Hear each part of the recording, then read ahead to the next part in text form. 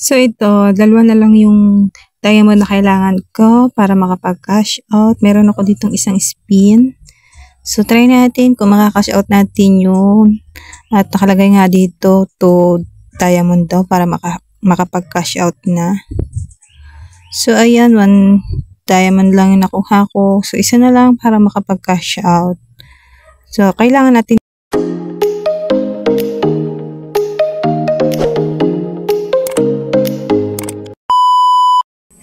ka-jelly!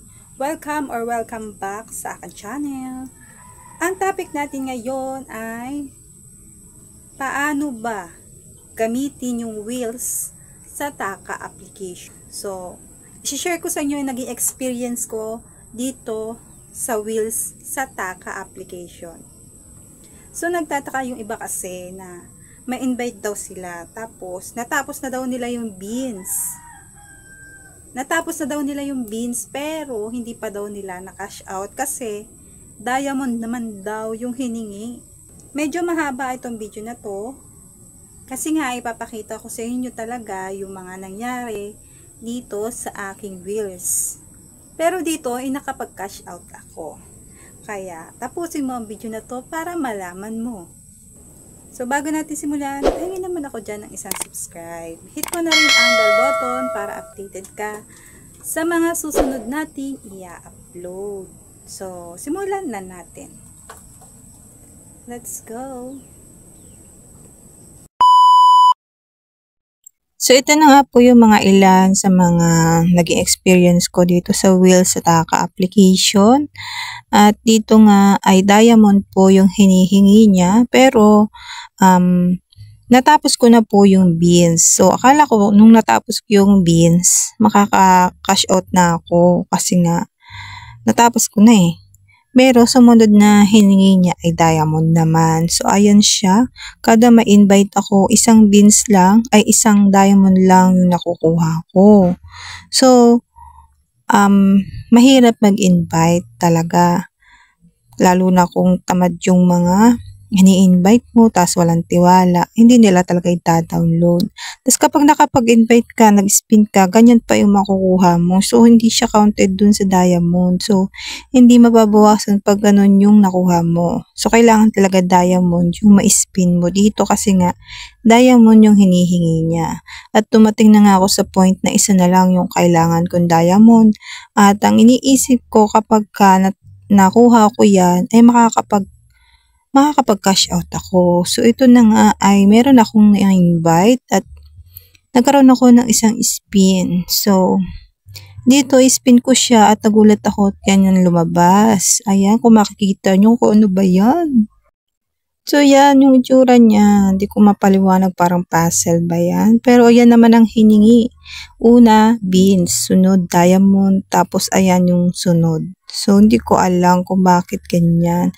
Pero, nawalan na ako ng pag-asa makapag-cash out dito sa wheels kasi nga, ang daming hinihingi.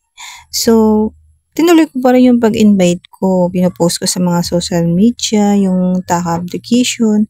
Kasi nga, legit naman talaga ito na earning app at pwede ka nga makasahod dito.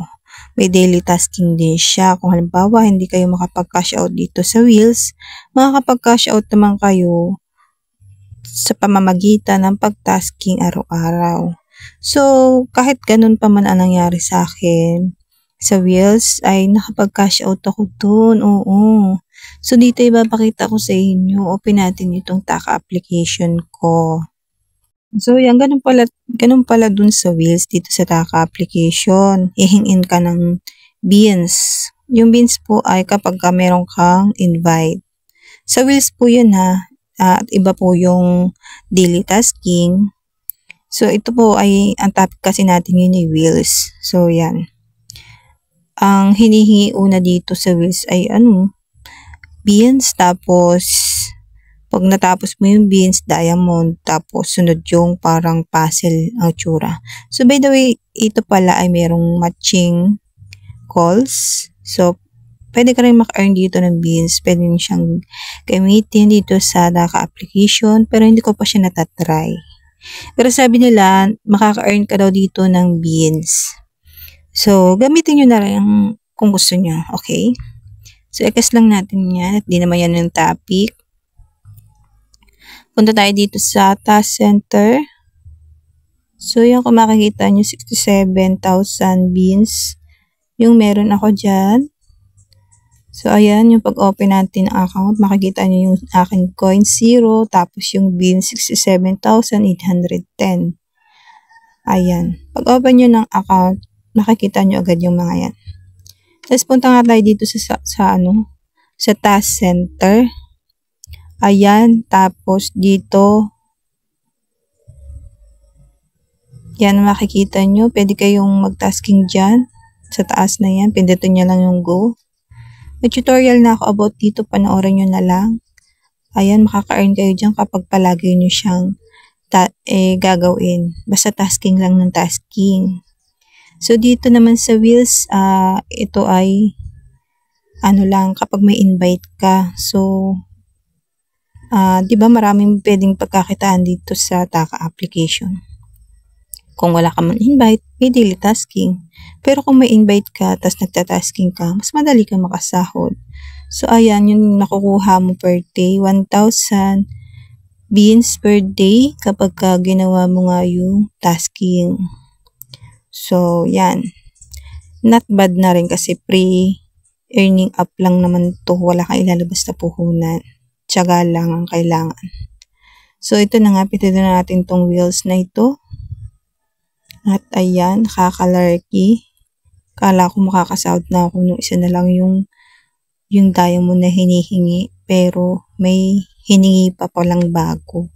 Pero dito ay makapag-cash out ako kasi nga nagkaroon ako dito ng invite. So, papakita ko sa inyo. So, yes, kailangan po dito ng invite para talaga magkaroon ka ng spin. Pag wala kang invite, hindi ka magkaka-spin. Pero kapag newbie ka, 1 linggo yata yun na may spin ka. Kada mag-open ka ng PL ng 15 minutes, may isa kang pre-spin araw-araw.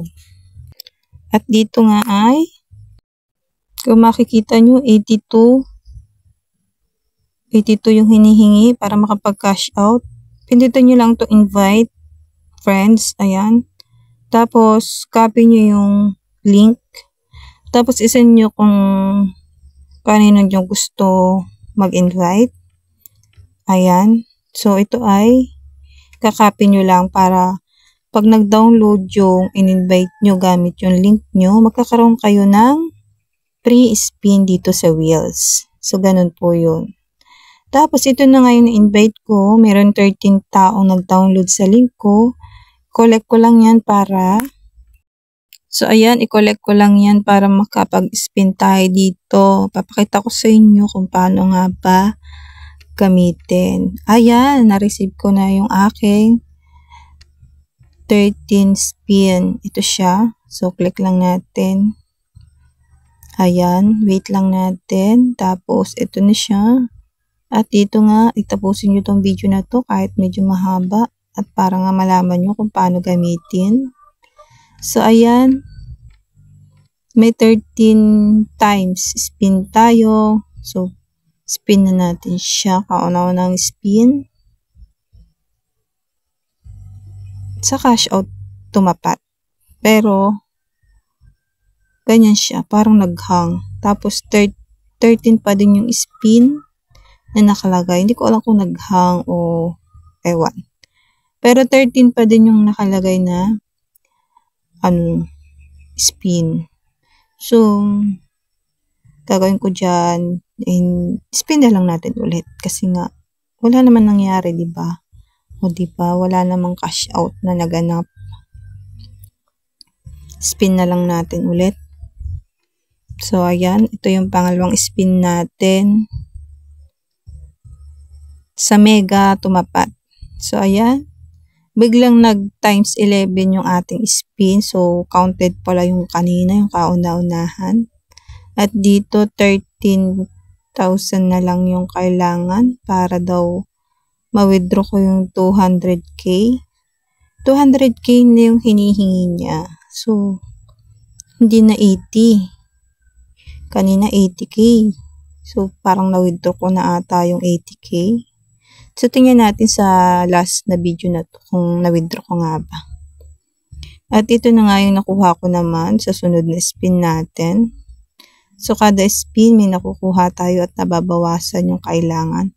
So, dito bumalik sa beans na kailangan. Kanina yung parang puzzle. Pansin nyo ba yung sinasabi ko? So, ayan, yung nare-receive ko. So, ito paliwanag ko ng maayos Una, ang hinihingi, beans. Tapos, diamond. Tapos, naging, yung parang bulaklak na parang puzzle na ewan. Basta hanggang 3 lang siya. Tapos, kapag okay na, babalik ulit sa beans ang kailangan. Pero, hindi na siya 80,000, 200K na yung makukuha mo. Gets? So, ganun siguro ulit pag natapos itong beans na to, diamond naman ang sunod. Ganun lang. Tapos, pagkatapos ng diamond, yung parang puzzle. So, hindi ko alam kasi ang tawag doon. Hindi ko alam kung paano i-describe. Pero nakita nyo naman kanina, ipinakita ko sa inyo yung itsura niya. So, ayan, basta nakikita nyo, nag-i-spin lang ako. At kung ano yung makuha ko, yun lang talaga yung nare-receive. At sa bawat spin ay paliit ng paliit yung nakukuha. Ayan, kung makikita nyo, 37 beans na lang yung kailangan. At hindi pa ibigay. So, ayan, nasa mini na. Ganyan siya. Times 10 naman na beans ang nakuha ko. So, 27 na lang. So, try pa natin kasi may 6 pa tayong spin. So, dito, swertihan lang kapag ka tumapat sa cash out kasi mag-cash out ka na, cash out nga di ba? Hindi ka na mahihirapan. Pero dahil nga medyo malas tayo sa 13 spin, hanggang ngayon ay hindi tumapat doon. Pero kanina pala sa kauna-unang spin, nagtapat sa cash out. Pero hindi ko nakita yung cash out. Kaya, ayan. Tingnan mo, isa pa yan. Nare-receive ko siya. Hindi ko naman nagagamit, hindi nabawasan yung beans sa ganun. Kaya, mas magandang beans yung makuha kaysa sa ganun. Kasi nga, paano mabawasan naman yung kailangan, di ba? So, balik nga tayo dun sa unang spin natin. Hindi nga tayo nakapag-cash out nga tayo kasi doon tayo tumigil sa cash out. Pero, hindi nga natin nakita. Kaya mamaya, pag natapos itong ating spin, ay ibabak ko ito para makita ko kung nadagdag pa sa aking beans yung na-cash out ko dito sa wheels. So yun, tapusin nyo lang ang video na to dahil ipapakita ko yun sa inyo. At pasensya na kayo sa maingay at talaga namang hindi maiiwasan yan. So wala pa kasi tayong mic for today's video. Pero pag dumating na yung sahod ko dito sa aking YouTube channel, ay syempre yun ang aking unang bibilhin para naman iba-iba yung ating voiceover. At dito nga isang spin na lang at hindi ko nga ata makukuha yung kailangan na beans kasi 11 beans yung kailangan. Pero ang binibiga ay sobrang liliit. Nasa mini. Pag double, 2 lang yung nakukuha. So ayan. Kailangan nyo munang mag-invite ulit dito para magkaroon tayo ulit ng spin. So, i-back lang natin. So, ayan, 67,000 pa din siya. Saan napunta yung ating cash out? So, ayan. Nadagdag pala siya. Kailangan lang natin i-refresh. Pindutin natin ulit itong wheels. Tapos, ayan. Tingnan natin dito sa baba ay kung nakapag-cash out tayo. Yan, nakikita nga dito kasi kung sino nakapag-cash out na dito sa wheels. At ano dito ako? Ayan. Ibig sabihin na cash out ko nga yung aking beans sa wheels. So, ganun lang.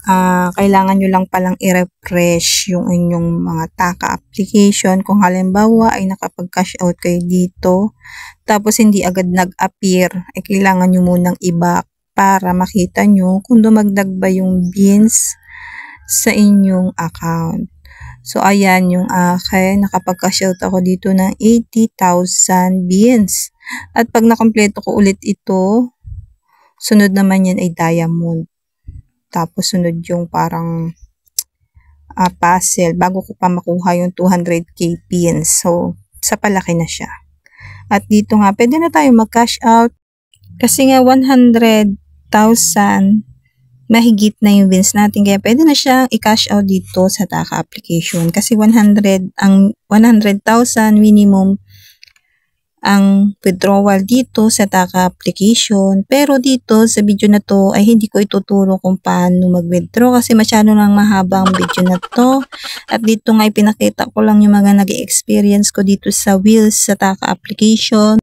Pero huwag kayong mag-alala kasi nag-upload na ako ng tutorial about kung paano sumahod dito or mag-cash out dito sa Taka application. Visit nyo na lang ang aking YouTube channel para makita nyo ang aking tutorial about cash out. So, at sana nagkaroon kayo ng idea kung paano magkaroon ng pre-spin dito sa Taka at kung paano ito gamitin at kung bakit hindi nyo agad nakakash out yung inyong mga beans sa Wheels. So, yun. Sana nalinawan kayo na pagkatapos ng beans, ay sunod ay diamond, sunod yung isa, yung parang puzzle. So, yun, pag natapos yun, tsaka pa kayo makakapag-cash out. Pero kapag halimbawa naman tumapat sa cash out yung Wheels nyo, automatic na yun, magka-cash out na kayo. So, yan lang. Sana na-gets nyo at naintindihan nyo yung aking paliwanag dito. At sana ang video ko na to ay nakatulong sa inyo. At kung nakatulong naman, ay huwag nyo naman akong kalimutan. Bigyan mo naman ako dyan ng isang like. And please don't forget to subscribe ng aking YouTube channel. So yun lang. Thank you for watching. Bye!